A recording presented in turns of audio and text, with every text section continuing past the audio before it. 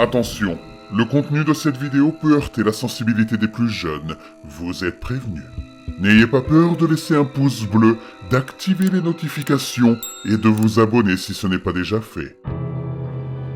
On m'a payé 50 000 $ pour dîner avec un inconnu.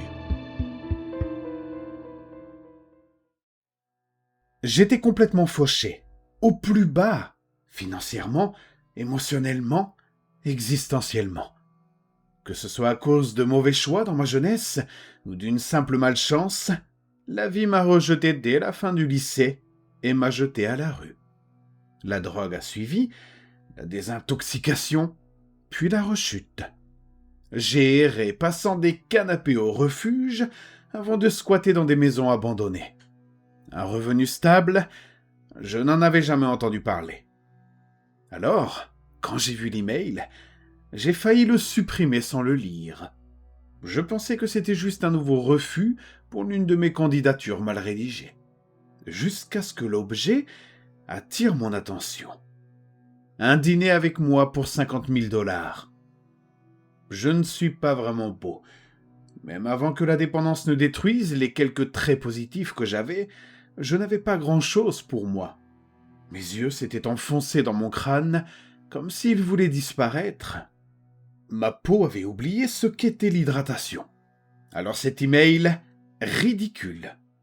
Je n'avais ni physique, ni CV, ni aucune raison d'être choisi.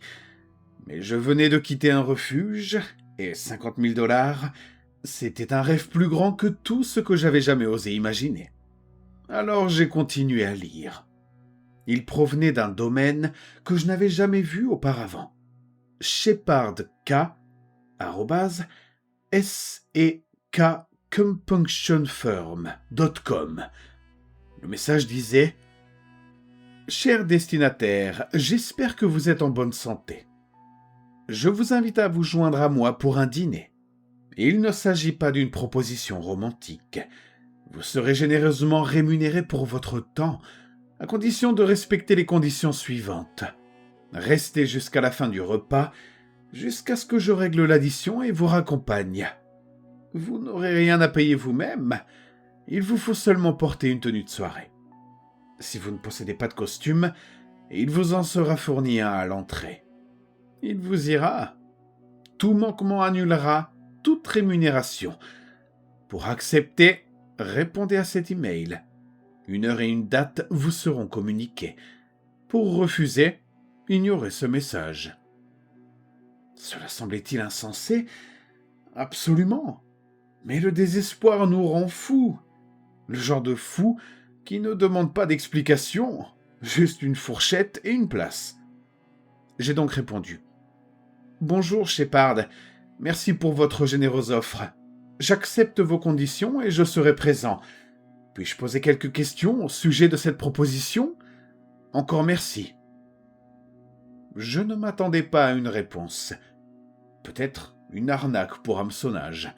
Peut-être rien. Mais quelques secondes plus tard, une réponse est arrivée. Lundi à 18h. Vous pourrez poser vos questions pendant le dîner. Merci de votre coopération. Vous comprendrez que j'ai dû garder le nom du lieu anonyme.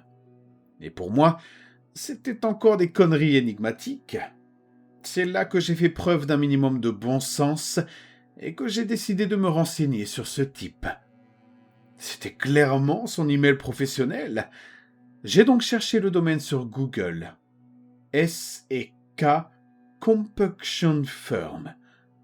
Rien qu'au nom, je m'attendais à un grand cabinet d'avocats. Mais non. Pas de cabinet d'avocats. Juste un bureau isolé dans un centre commercial. Pas de produits, pas de services. Juste une photo du directeur de succursale, alors que le bureau semblait à peine assez grand pour 2 personnes, et que le titre suggérait plusieurs sites, mais je n'en ai même pas trouvé un deuxième. Que faisait-il ? Rien de précis. Il y avait juste écrit « Des solutions ». Juste ça. J'ai donc pensé à faire marche arrière. Et j'aurais probablement dû. Mais quand on n'a plus rien, l'hésitation commence à ressembler à un luxe. Je n'avais rien à perdre. J'ai donc tenté ma chance. Entre les états de torpeur provoqués par la drogue et les coups que j'ai pris une ou deux fois, le lundi s'est approché de moi comme le font les bleus, lentement, sans que je me rende compte. Puis soudainement, il était là. Je n'avais rien de formel, alors j'ai enfilé la seule chemise blanche boutonnée que je possédais et un pantalon gris. Les deux avaient des taches que je ne pouvais pas expliquer, et aucun fer à repasser n'avait touché leur surface depuis des années.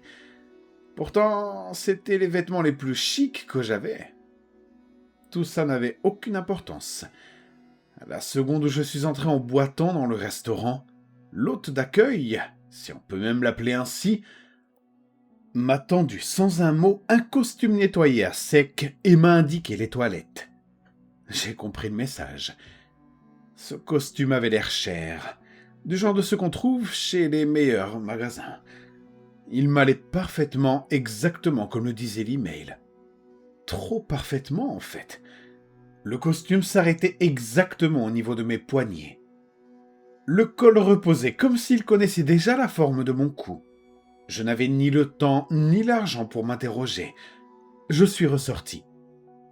L'endroit avait un charme étrange.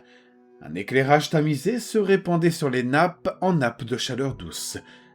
Des cadres décorés tapissaient les murs, remplis de peintures abstraites qui me semblaient un peu trop familières. Des moulures en bois encadraient chaque surface. De grands rideaux scintillants pendaient lourdement, comme lors d'une réception de mariage. Ça sentait les plantes artificielles et le tissu défraîchi. Un jazz doux flottait dans l'air et caressait mes oreilles. En balayant la salle du regard, je me suis rendu compte d'une chose troublante. Quand j'étais entré, il y avait au moins 4 tables de gens qui riaient et s'amusaient. C'était bruyant et animé. Mais maintenant, silencieux, vide. Comme si une cloche avait sonné et que j'étais le seul à ne pas l'avoir entendue.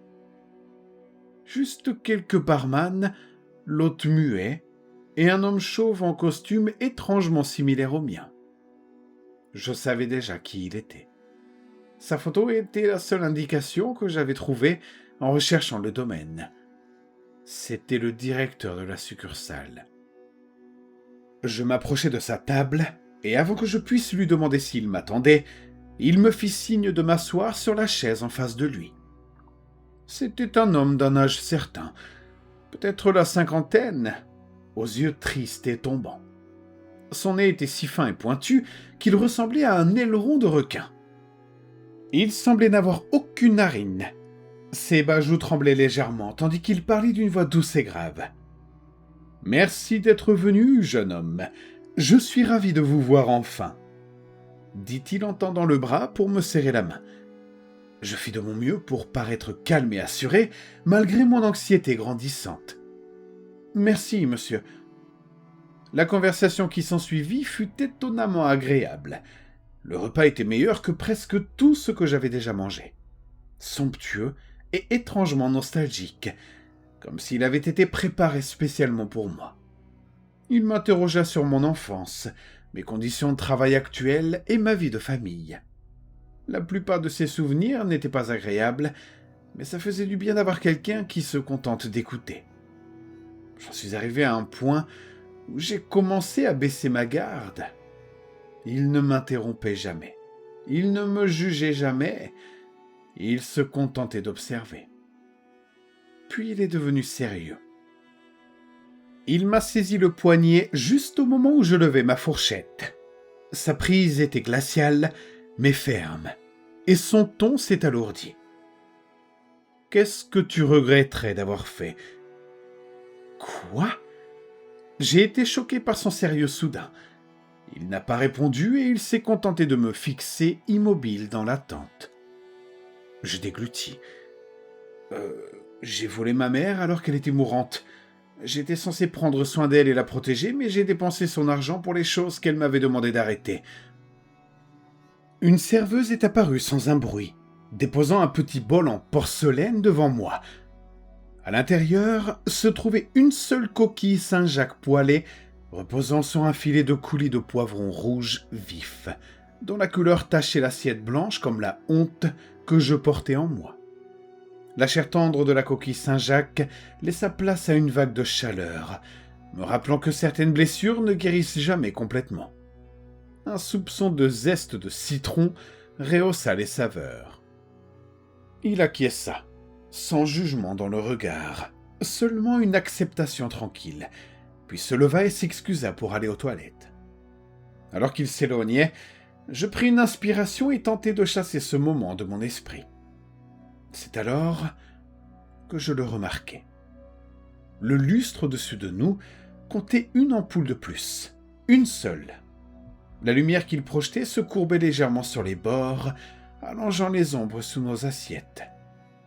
Je clignai des yeux, je me frottais les paupières. Tout était revenu à la normale, en grande partie. Le jazz avait légèrement ralenti. Les notes s'attardaient désormais une seconde de plus qu'elles n'auraient dû. Il revint, l'air subtilement différent. Son côté droit semblait plus jeune et plus tonique. Le côté gauche était resté inchangé. Une ride près de sa bouche avait tout simplement disparu, et son sourire semblait moins pesant. Il me demanda à nouveau doucement « Quelle est la chose la plus gentille que tu aies jamais faite ?» Je lui parlais d'un jeune sans-abri que j'avais laissé dormir dans ma voiture par une nuit glaciale. Je ne connaissais pas son nom et n'attendais rien de lui. Je me suis contenté de verrouiller les portières et de rester éveillé jusqu'au matin, au cas où quelqu'un tenterait quelque chose. Alors que le regard de l'inconnu s'attardait, un autre plat nous fut servi.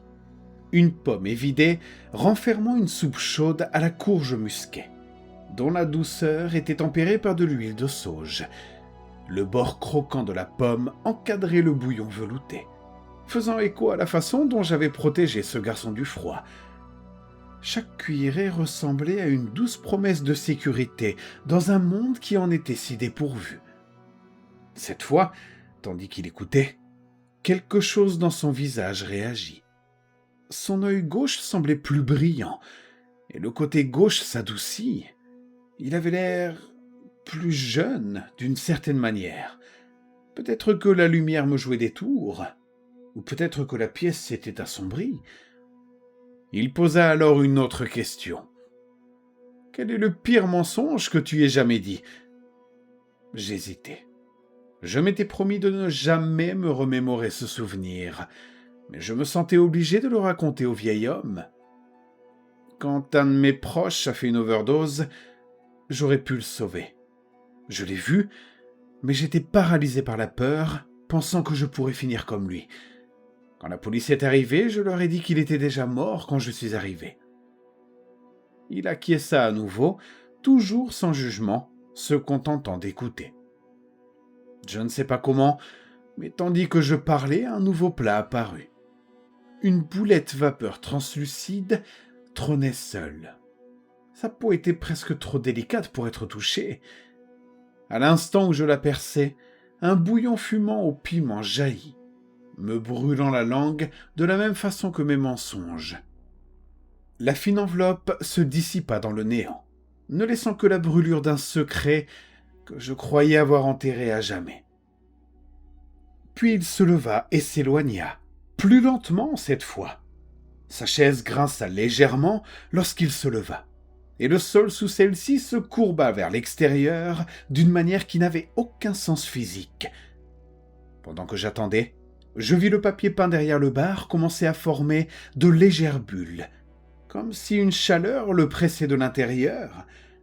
Les rideaux semblaient plus lourds, les cadres accrochés au mur avaient commencé à pencher, chacun selon un angle différent.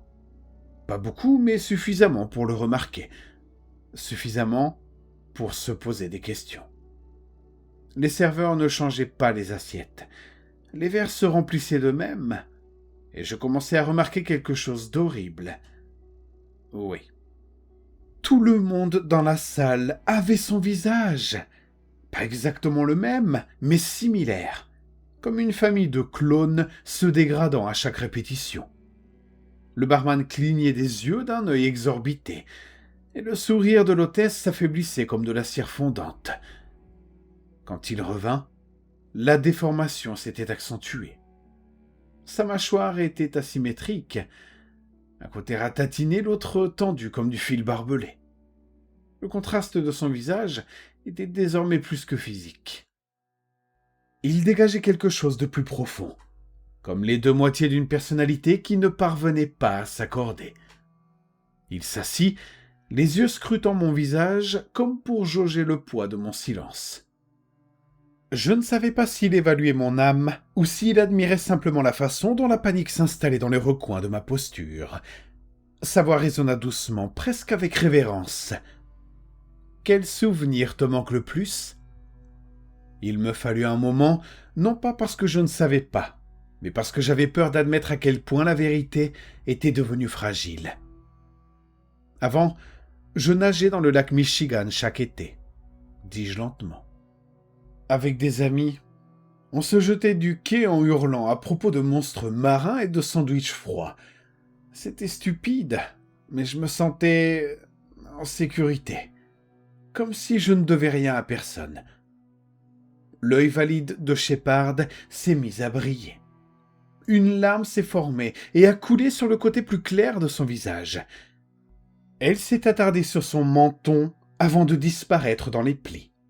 Le côté le plus sombre est resté impassible, son orbite désormais presque creuse. Je le fixais, ne sachant pas si je devais le remercier ou m'enfuir. Il ne parlait pas. Il se tenait simplement là, ses mouvements plus lents cette fois-ci. Calculés, lourds. La chaise grinçait comme si elle détestait être laissée seule. Cette pause aux toilettes me semblait plus longue. Le silence s'épaississait, et la musique était à peine audible. Les lumières du plafond s'atténuèrent à nouveau, et cette fois elles clignotaient faiblement. L'un des cadres tomba sur le côté. Le barman essuyait sans cesse le même endroit, le visage dépourvu d'émotion, les yeux légèrement exorbités. Le papier peint près de l'entrée s'écaillait, de minuscules vrilles s'étirant vers l'extérieur comme des racines. Une mouche tournait autour du verre de vin à côté de mon assiette sans jamais se poser, tournant en boucle sans fin. Je sentis ma poitrine se serrer. Shepard revint. Cette fois, il ne s'assit pas. Il se dressa devant moi. Son visage n'était pas normal. La symétrie avait disparu. Un œil était complètement exorbité, secoué de spasmes rapides. L'autre était pratiquement enfoncé. Sa bouche était légèrement entr'ouverte, mais aucun souffle n'en sortait. Il ne dit rien pendant plusieurs secondes. Il se contenta de me regarder. Puis enfin, « Veux-tu un dessert ?» Je me levai, presque instinctivement. « Je crois que j'ai besoin d'aller aux toilettes, » lui dis-je. Il acquiesça lentement. « Prends ton temps. » Les toilettes étaient trop calmes, le miroir trop net. Je me penchai en avant, m'attendant à voir ma propre ruine se refléter. Mais à la place, derrière moi dans le miroir, Shepard attendait. Pas dans la pièce, mais dans le reflet. Son corps était allongé, plus grand qu'auparavant. Son costume scintillant comme la surface d'un étang. Il souriait, les deux yeux tremblant violemment. Je ne criais pas et ne bougeais pas. Je me contentais de ressortir engourdi. La salle à manger avait presque disparu. Les murs s'étaient décollés vers le plafond. Les tables s'étaient fondues en masses spiralées de bois sombre et de tissu. Le sol ondulait comme de la pierre liquide. Les rideaux avaient complètement disparu, laissant une étrange brume statique là où se trouvaient autrefois les fenêtres. Shepard se tenait au centre, calme. « Tu t'en es bien sorti, jeune homme, » dit-il. Se repentir n'est jamais facile. Le plus dur, c'est d'accepter que tu ne fais plus partie du monde que tu connaissais. Mes genoux menaçaient de fléchir. Je voulais protester, crier, m'enfuir, mais rien dans mon corps ne réagissait comme avant. Tout avait ralenti, sauf lui. Que voulez-vous dire ? Parvins-je à demander. Il sourit doucement, comme un père réconfortant un enfant qui venait de poser la question finale, celle du destin. Ce repas, ce n'est pas un paiement, c'est un passage. Non, murmurai-je. J'ai marché jusqu'ici, je me souviens du refuge, de votre email. Vous m'avez promis 50 000 $. Tu te souviens surtout de la drogue, dit-il coupant doucement court à mon déni. Et de la cabine dans le snack-bar. Tu te souviens à quel point le carrelage était froid. Tu te souviens du temps qu'il a fallu pour que quelqu'un te trouve. Je secouai la tête, comme si cela pouvait faire jaillir la vérité, mais cela ne servit à rien. Mes jambes refusaient de bouger. Tout ce que nous offrons, poursuivit-il, c'est un instant, une dernière conversation, une dernière bouchée, une dernière confession. Le reste de la pièce s'effrita comme de la cendre dans le vent. La table devant nous se dissipa dans le néant. De la vapeur s'échappait en sifflant des fissures du sol qui n'étaient pas là quelques secondes auparavant. Shepard tendit à nouveau la main. Le costume qu'il portait scintillait étrangement, ses couleurs changeant comme le clair de lune sur les courants océaniques. Des motifs tourbillonnaient sur les fils, des visages, peut-être des ombres. Je ne pouvais en être sûr. « Tu t'en es bien sorti, » dit-il doucement. « Tu as été honnête, c'est tout ce que nous demandons. » Je sentis des larmes couler sur ma joue, sans savoir comment elles étaient arrivées là. Que va-t-il se passer maintenant ? Shepard jeta un coup d'œil par-dessus son épaule. Derrière lui, le restaurant avait enfin disparu. À sa place, un couloir de portes changeantes, certaines ouvertes, d'autres pulsant d'une lumière chaude. D'autres encore étaient tamisées, scellées. « Maintenant, dit-il, c'est à toi de choisir. »